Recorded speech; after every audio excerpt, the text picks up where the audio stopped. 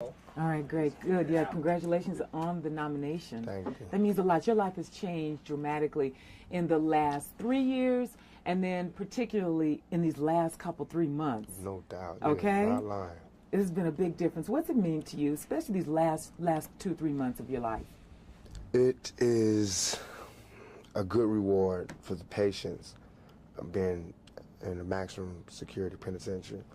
You know, all the times when I could have acted up, or all the times when I could have went one way and I was like, I know this ain't forever. I'm gonna just ride this out, and I know it's gonna be my time again.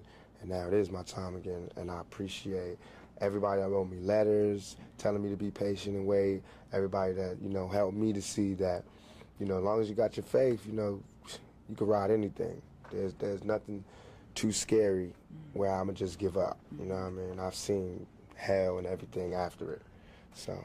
It's been some very interesting articles out recently. This man here is responsible, Papa G, getting a lot of press out about you all. Let me ask a comment about one of the things that I read. Certainly you're here at the family now. You all call this a family. What's it mean for you to be here with Death Row? It means that I have to give my 110% so that all the rappers under me can give their 110%, so that everybody else, all the peer rappers like the Dog Pound or Snoop, to give their 110%, should give his 110%, Papa G give his 110%, and that's what makes Death Row Death Row. That's what makes us have record-breaking album sales and things like that, is we give 110%. So for me, it's good. It just means that, you know, I'm somewhere where if you're persistent and efficient, you get rewarded. And that's what everybody wishes for. Your focus seems clear. I think, like you said, being in maximum security, certainly there's a lot of things for one's head and one's focus and desires and dreams. You come out, you hear a lot of controversy going on right now about rap, just Time Warner dropping Interscope and a lot of things that have resulted from people saying it's a bad image, it's bad for young people. Tell us your comments on that. I said so many comments on this, but basically it's a hypocritical view, because what you're saying is it's okay for us to live in the dirt, in the gutter, in less than human conditions, but it's not okay for us to tell people that we're living in these conditions. Everything was cool, you know. The ghetto was okay. It was habitable until we started talking about exactly what were the repercussions of living this type of lifestyle. What happens when you live in this kind of environment? What type of person it changes you into? Now all of a sudden it's like you can't talk about that. But this is what we live in. We don't have a choice. You know what I mean? It's either we really kill people, do dope, sell dope, and have murders and do all this crazy stuff, or we talk about the fact that we got so close, man. If it wasn't for this rap thing, we would really have to do A, B, and C. You know what I mean? And that's not good. That's not nothing to look up to, but that's the truth. That's how it is, you know. Every human being inside your chest or your stomach or whatever, we all given from God the survival instinct. And everybody has to live. Self-determination. You have to live.